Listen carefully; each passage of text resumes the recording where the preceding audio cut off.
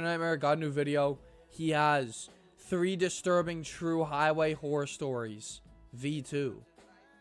Absolutely love this. No, that's Back good. in my early 20s, I lived about 30 minutes outside Manchester. Is it too loud? I had a girlfriend of 2 years that I had just broken up with.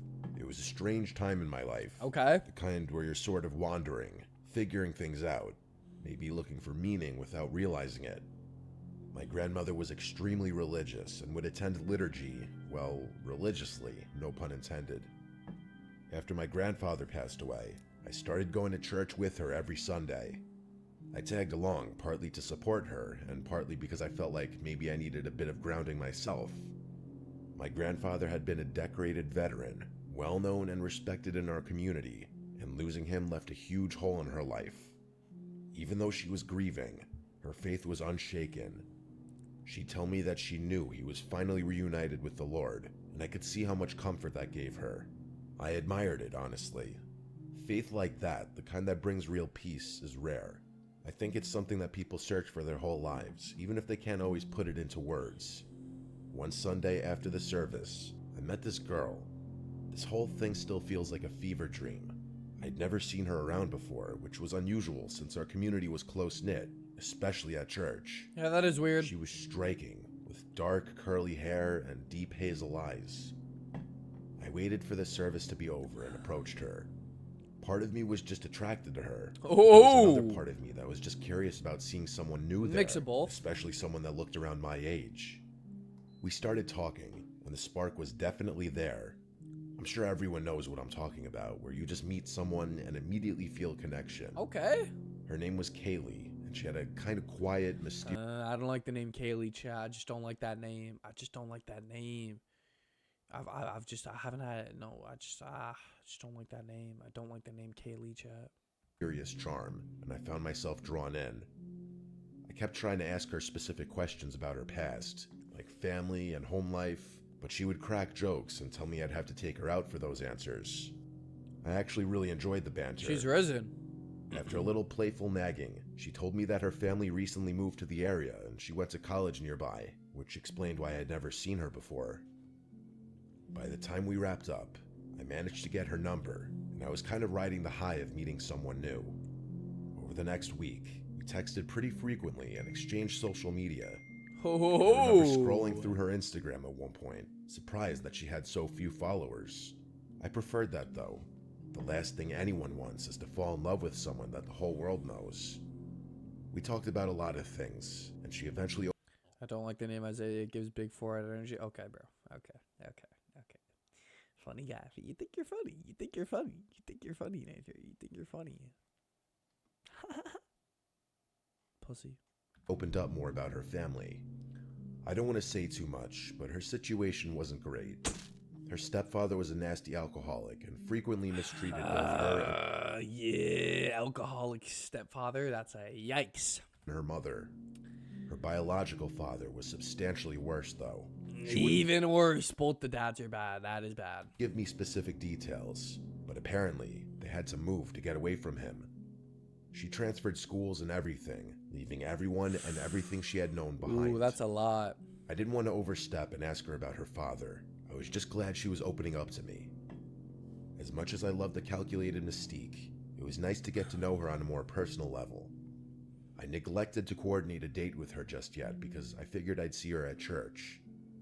The following Sunday, she was there again. I took it as a sign and asked her on a date after the service. Ooh. She didn't hesitate. She just smiled and said yes, and we made plans to meet up later that week. Cooking. Okay, he's cooked. He's risen. He is risen. Not gonna lie, where dude, bro, Kenzie, bro. I mean, she's a teacher, dude. She's literally a teacher. She's busy, bro. She is busy, and also, dude, it's fucking late, bro. It's 12:20. She's probably got her ass in bed, but she'll still pop in though. If I DM'd her on Twitter, she'd pop in. You know what I mean? I just honestly, I don't think she knows I'm on Twitch. You know what I mean? Because also, she doesn't go on Discord. Like, she does not go on Discord in Fury. So like, you know what I mean? How does she know I'm live type shit? You know what I mean? So like, I mean, I would just have to DM her on Twitter. I'll look you. I mean, I'll do it next time I go live. I spent the rest of the week thinking about her, nervous about our first date. When the night finally came, we kept things simple. We saw a movie and grabbed a bite to eat. Nothing Okay. fancy. That's vibes. Just That's an vibes. easy night where we can talk and get to know each other even That's more. vibes. That's vibes. I honestly thought it was going really well. She was a great listener and she seemed genuinely interested, which was refreshing. I didn't want the night to end just yet, so after dinner, I suggested going for a little drive. Oh, he's thinking trying to it'd lay give us a pipe. chance to keep talking without He's the noise trying of to a lay restaurant pipe, around us. chat. So we hit the highway, driving out of town a bit.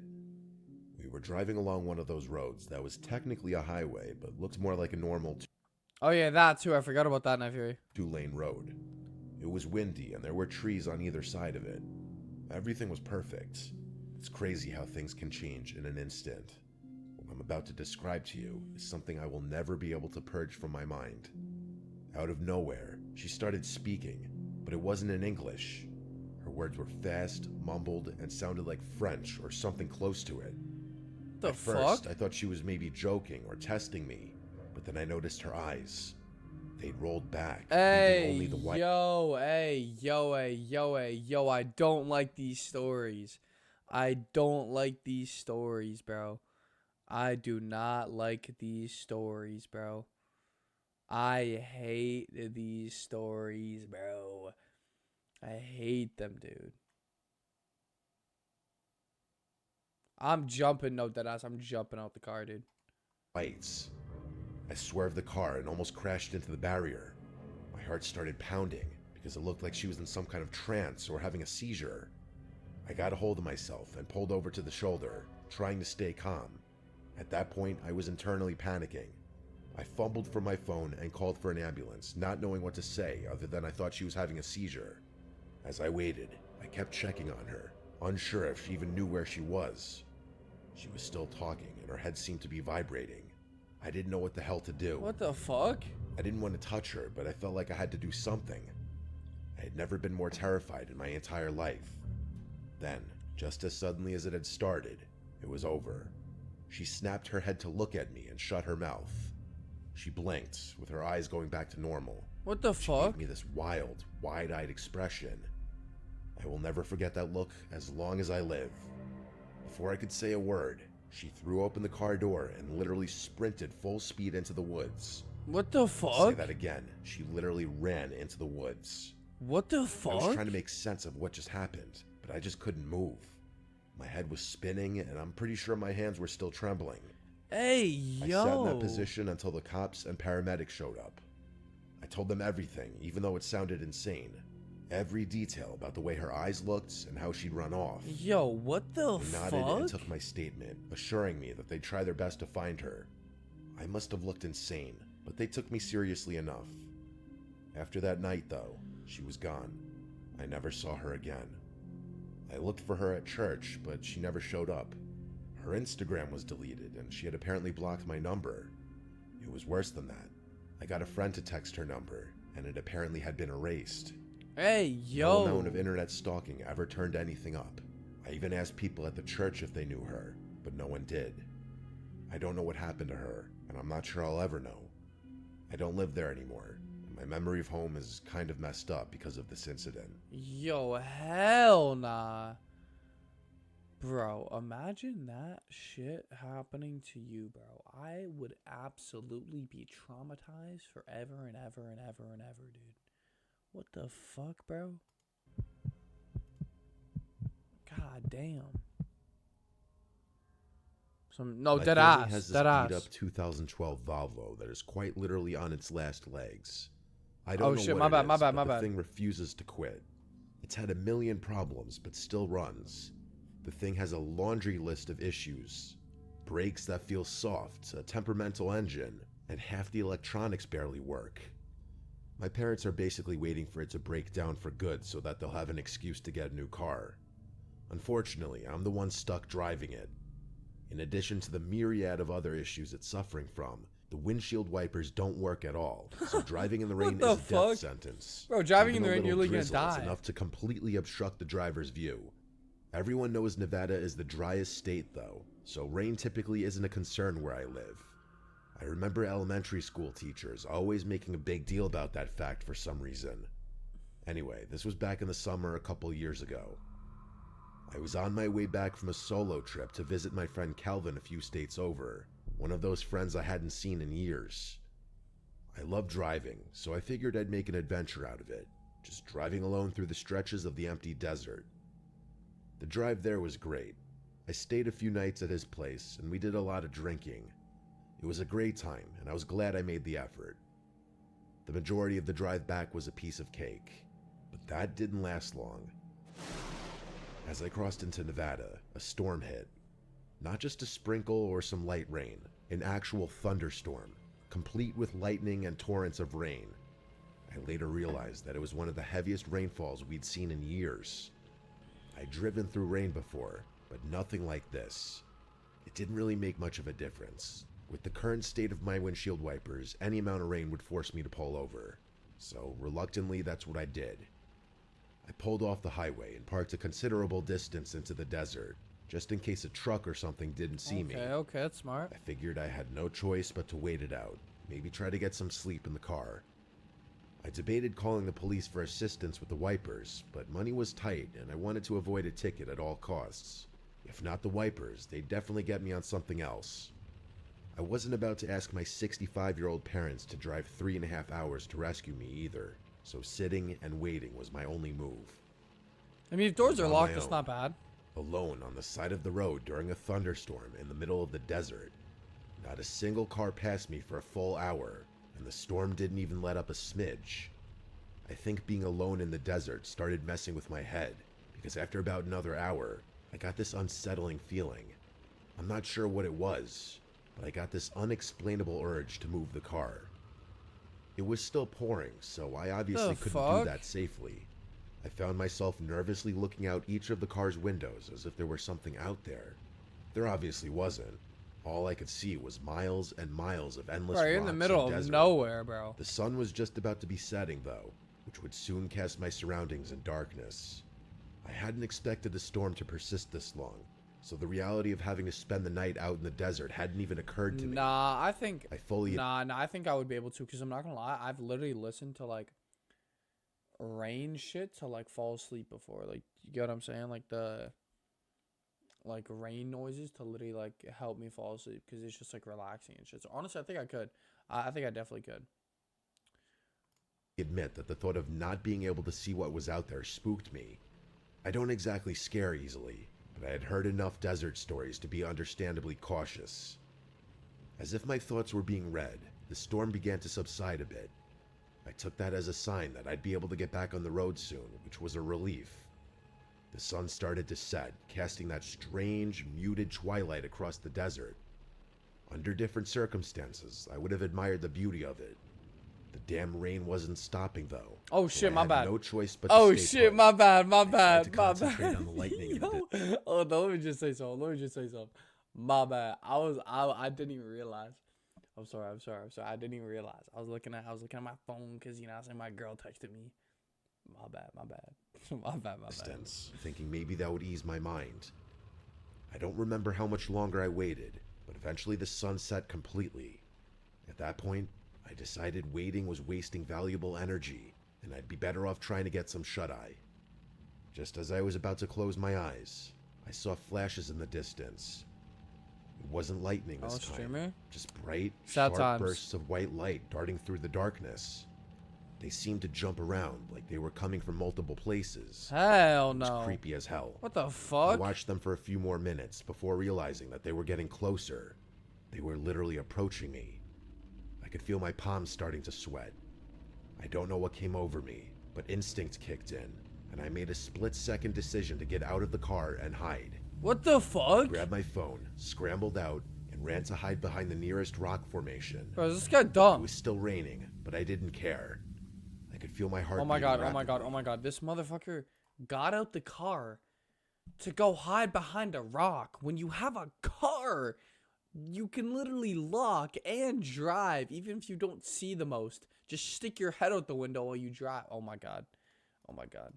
And I prayed that the sound of the rain would conceal my breathing. Crouching low, I peeked around the edge, watching my car from a distance. After a few minutes, I realized what the flashes were. Flashlights. I saw 3 figures moving through the distance toward my car, each equipped with a flashlight. They were flinging their beams around wildly, as if dancing or stumbling or something. It was abnormal, I'm telling you.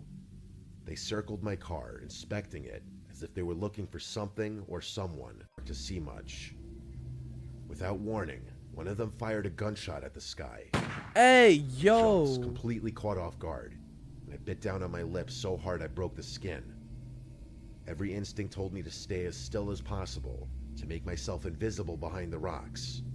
For what felt like forever, I stayed frozen in place, not daring to peek behind the rock. Eventually, the curiosity was unbearable. Slowly, I peered behind the rock again, and I felt my stomach drop. It was pitch black, no flashlights. I waited, not sure where those people had gone. And then, just like that, the lights were back. Hey, flickering yo. around my car again, like they were taunting me. Hey, yo. I knew I couldn't stay there all night. My hand shook as I pulled out my phone, fumbling to dial 911. I whispered into the phone, trying to explain what was happening, with my voice barely audible. The operator said they'd send someone, and I put the phone down, feeling both relieved and terrified. After what felt like an eternity, Holy I fuck. finally saw the faint glow of police lights in Stop the in distance. here. Wait, W knife here. W knife here. The second the lights started flashing, the three figures turned and bolted, disappearing into the darkness. By the time the cop actually pulled up next to my car, they were long gone. I ran through the rain, waving my arms, grateful that I had been saved. Holy The fuck. officer listened as I told him everything. He didn't seem particularly shocked, which somehow made all of it feel worse. He did have the courtesy of waiting out the storm with me and not towing my vehicle, which I guess I could say was a good thing. Well, obviously it's a Think good about thing. this The often, fuck? And I haven't done a road trip since. I'm not gonna lie. That's a fuck story. I'm not gonna lie. I'd be terrified. I'd be terrified. That is a fuck story, though. What I'm about to tell you is the strangest experience I've ever lived through. My name is Mary. My friend Carol and I were driving from Florida to New Jersey a few months back. We were coming back from visiting a few friends who went to school down there. It was a really fun time, but Carol and I had to get on with our lives. The drive was supposed to be fun, a little road trip, just us two, with a bunch of snacks, music, and time to catch up on all the things we hadn't talked about in ages. In hindsight, it probably would have been a better idea to stay one more night at our friend's place, but I wanted to get home. We were planning to do the whole drive in one shot. We drove through the... Dude, obviously, Night Fury. What the fuck? Bro, Night Fury, bro. Motherfucker, I know how to cut a video, bro. Of course, obviously. I'm not gonna leave that in. Bro, what the hell? Of course. night and into the next morning. A few hours after the sun came up, my back started to ache from sitting in the same position for so long. I told Carol we should pull over somewhere for a break, grab some gas, and maybe find something to eat before we get back on the road. We drove past a few more exits before ultimately getting off at what claimed to be a lively, touristy town. For the life of me, I can't remember what the actual name of the town was. It was one of those places that you'd expect to be a tourist stop, with signs pointing to attractions and promises of unique shops or local Okay, history. buddy. Even as Okay. we pulled in, I felt something was off. The streets were empty, and the buildings looked like they'd seen better days. A little too worn down for a place supposedly catering to visitors.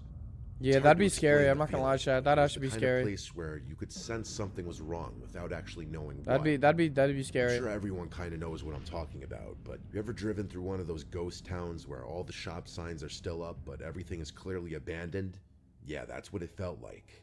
Only it was weirder, since things weren't actually abandoned, they just looked that way.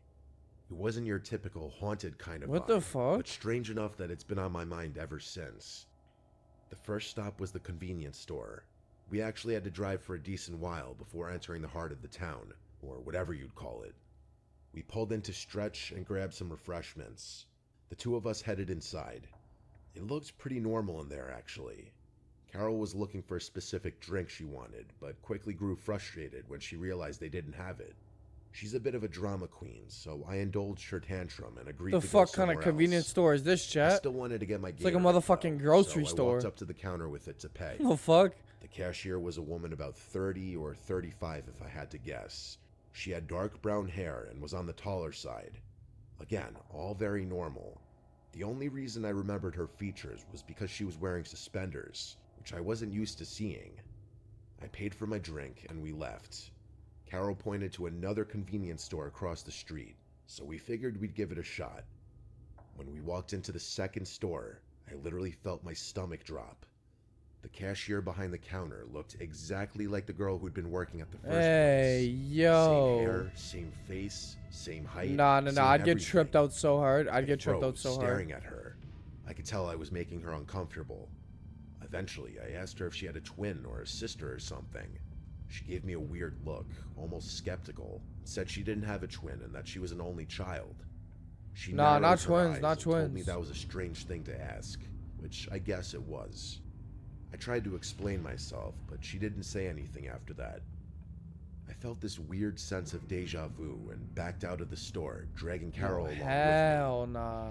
Carol was confused, but I explained myself and asked if she noticed the same thing. She Yeah, said but she first didn't of all, remember what the other fuck kind of convenience store is this? Got motherfucking tire foam, tire shit in here, like cleaning, like bro, what? This is a motherfucking superstore, not no goddamn convenience store. cashier looked like, and that I was probably just tired from driving for so long. I knew what I saw, though, and told her I'd prove it. We ran back to the first convenience store, but when we got there, the girl inside looked nothing like who I remembered seeing. She was a completely different person. Hell She was nah. short, with light hair, and looked middle-aged. There's absolutely no chance anyone could have confused her for the other cashier. She didn't even look like she was in the same age range. It was as if I'd imagined the whole thing. Carol told me to just forget about it, and that I was tired, but I insisted that I wasn't imagining things. Eventually, I had no choice but to let it go. I was eager to get out of there, but we needed gas. We There's pulled no into more the you talking first about? gas station we saw. Motherfucker, in a gas station, bro. In a convenience store. In a motherfucking convenience store, bro. Having like tire shit is not normal, bro. What are you on? It was void of people. Maybe cleaning supplies, It but was like, dude. completely empty. Just our car, the pumps, and Especially a small gas building at station, the like back bro, where a you would gas pay. station, nah. We were literally the only car in the entire lot. The two of us walked inside. Actually, wait, no, you're right. Carol Sorry, nephew. You're right. You're right. sweet I'm bugging. You're right. I'm looking for her drink, but of course, it wasn't there either. I paid, waited for her, and we left. Nah, you are right. You are We right, couldn't have been in nephew. there for more than a few seconds. As we walked out, I again felt a weird feeling in my gut. What had not 2 seconds ago been a completely empty gas station was now packed to the brim. The place was overflowing with people. It was the strangest thing. Cars filled every single pump, and there were even some lined up as if we'd wandered into rush hour at the busiest station in the state. All the parking spots in the back lot were full too. To make matters worse, it felt like everyone was eyeing us down as we walked to our car. I don't think I've ever felt more uncomfortable by people staring at me. This time, Carol agreed that something bizarre was going on. I could tell that both of us felt the same eerie suspicion. It was like we'd left reality for a second, and when we came back, something had shifted. We decided to say screw it on the food and just find our way back to the highway. Yeah, like, I bro, didn't I'm have getting the much fuck an out of appetite there. at that point anyway. Back on the road, we didn't say much for a while. I wasn't scared, but I just had a bad feeling in my gut. I'm not sure how to even explain it. As we got slightly further away, Carol and I talked about how weird that had just been. As we were talking, a car passed us, a Toyota Sienna with a cracked windshield. I remember it distinctly because the windshield had this big spiderweb crack running through it, and the side was scratched up pretty bad. It was kind of hard to miss. Carol made a joke about it, but I can't remember exactly what it was. Just as we were starting to loosen up, everything came crashing down again. About 10 minutes later, the exact same minivan passed us again. Hell both nah, 100% bro. sure of it. Hell nah. Again, it was impossible to miss with this massive crack in the windshield. How was that even possible, though? We had been driving in a straight line at a pretty fast clip. There's no way it could have gotten ahead of us. But the odds of passing 2 different Siennas with identical cracks in the windshield were insanely slim. Carol started saying, "Oh my God," over and over again, and I could tell she was on the verge of a panic attack. She told me to speed up, which I did. I was dying inside, but I had to keep it together as the driver, and for Carol's sake. I wanted nothing more than to get back on the highway and leave that place behind forever. I glanced down at the GPS and saw that an hour had somehow passed since we had left the gas station, which was virtually impossible. I wanted to tell Carol about it, but I didn't know if she could take any more weird stuff. Hell nah, bro. My heart was in my throat, but I just kept driving. Part of me wondered if the GPS was going to start taking us in circles. We finally got back on the highway, and the nightmare ended there. By the time we got home, however many hours later, it felt like we were waking up from some strange, disjointed dream. I'm not kidding. That whole experience still feels like a dream when I think back to it. People usually look at me strangely when I tell them this story. I still can't explain what happened there, and I don't expect any kind of explanation. I've tried doing research online about weird occurrences in places like that, and I've actually found a handful of stories that are similar to mine.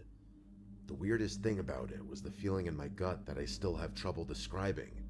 Until that point, I really didn't know what it meant to get a bad vibe from something. It's like every bone in your body is begging you to notice that something's wrong. I never want to get that feeling again. Hell nah, bro. Like, that's some fucked up stories, bro. Mr. Nightmare, you don't disappoint, though. What an absolute fucking banger video. I'm not gonna lie. That was a good one.